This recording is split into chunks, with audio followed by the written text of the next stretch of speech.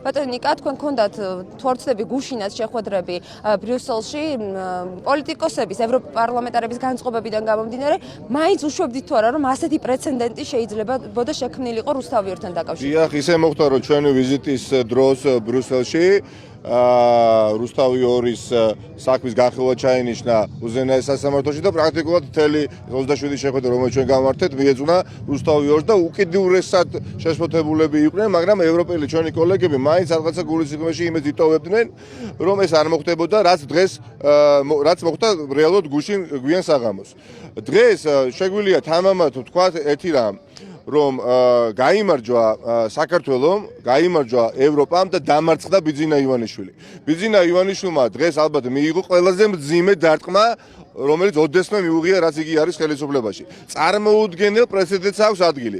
პრეცედენტი, რომლის ალბათობასაც ალბათ ვერც გამოცდილი, ვერც გამოუცდელი იურისტი, პოლიტიკოსი ვერ დაუშვებდა. რა თქმა უნდა, დღის განმავლობაში ჩვენ გქონდა ამისი მოლოდინი, იმედი იყო, მაგრამ არ დაგიმალავთ, შანსი იყო ძალიან დაბალი და ძალიან მცირე.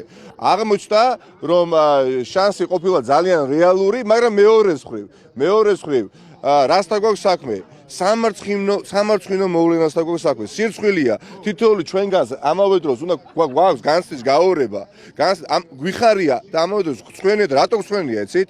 იმიტომ რომ ყველა სასამართლო, საერთო სასამართლოები იქნება, საკონსტიტუციო სასამართლო იქნება, უზენაეს სასამართლო. ბიძინა ივანიშვილმა დაიმორჩილა სამწუხაროდ კონტროლქვეშ დაიქვემდებარა და ყველაფერი კი ბატონო იყიდა, შეიძლება ასე ითქვას თამამად.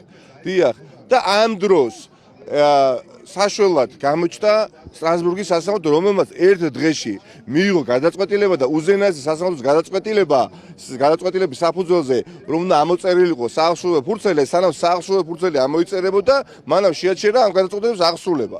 მე ვფიქრობ, რომ ეს არის თითოეული იმ ადამიანის გამარჯვება, თქვენი გამარჯვება, თქვენი რომელიც ნერვიულობით მთელი ამ უკანასკნელი 2 წლის განმავლობაში იმ ათასობით ადამიანის გამარჯვება, რომელიც ნაწილი მათგანი აქ იმყოფება დღეს, რომ არა ეს მხარდაჭერა ქვეყნის შიგნით, რომ არა ჩვენი საერთაშორისო კოლეგების მხარდაჭერა, რომ არა მთელი პოლიტიკური ოპოზიციური სპექტრის ერთად დგომა და დღეს მართლაც ძალიან სასიამოვნო საყურებელი იყო, რომ ჩვენ მოვახერხეთ და ამ მნიშვნელოვანი თემის გარშემო, რომელიც ეხება რუსთავიორის წართვებას ბიძინა ივანიშვილის, ასე ვთქვათ, მხრიდან გავერთიანდით და შეიძლება ითქვას, რომ დღეს ბიძინა ივანიშვილი დავამარცხეთ და კიდევ ერთხელ დადასტურდა, რომ ერთობას არა აქვს საპირწონე. მხოლოდ ერთობით შეიძლება დაამარცხო ისეთი დიდარი და გავლენიანი ადამიანი, როგორც არის ბიძინა ივანიშვილი და მე არ შემიძლია კიდევ ერთხელ არ ვისაგებო, ასე ვთქვათ, მოცემული შესაძლებლობები და არ ვთხოვო თბილისელებს, არა მხოლოდ თბილისელებს, ქუთაისელებს, თელავებს, გურჯანელებს,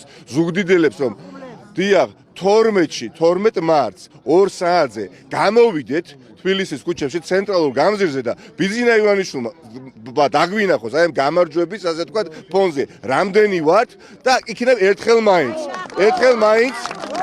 მაინც ქვეყანა გადარჩეს დესტაბილიზაციას. პირველ რიგში არ ჩამითვალოს ეხლა ცინიზმში და ირონიაში ბიძინა ივანიშვილმა, მაგრამ ეს გადაწყვეტილება, რომელიც სტრასბურგის სასამართლო მიიღო, მას აქვს მისალუცი. და რატომ?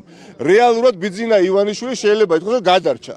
ეს არის ქვეყანა, სადაც სხვადასხვა დროს, სხვადასხვა პერიოდებში ირჩევდნენ მმართველებს და მე ამ ქვეყანაში მაცხოვრებელი საზოგადოების დიდი ნაწილს გადაურჩევია და რომელი ერთი გავიხსენოთ, ხომ? და რატო გონია ბიძინა ივანიშვილს, რომ აი ამ მოსამართლეების დამონებით, იმით რომ უშიშროების მინისტრი, წარმოიდგინეთ მეგობრებო, ჩვენ რას შევეგუეთ? უშიშროების მინისტრად დანიშნული ყავს ბიძინა ივანიშვილს თავისი ყოფილი პირადი მცველი, ჯანდაცვის მინისტრად დანიშნული ყავს თავისი პირადი ოჯახის ექიმი და პრემიერ-მინისტრად ყავს დანიშნული საკუთარი ბანკირი და მონოპოლიზება მოახდინა მთელი სახელმწიფო შტოების და ერთადერთი ინსტიტუტი, რომელიც ვერ დაექვემდებარა მის კონტროლს, იყო რუსთავიორი და დღეს დილით, რა თქმა უნდა, ძალიან ბევრსაც აი აქ არ ეწყინება ჩვენს მეგობრებს, მიუხედავად იმისა, რომ ბრძოლისთვის იყვნენ, ასე ვთქვათ, განწყობილნი, იმედი ნაკლებად ჰქონდა და მადლობა მართლა ჩვენს საერთაშორისო პარტნიორებს და მადლობა არც სახელი ვიცი და არც გვარი ვიცი იმ სტრასბურგის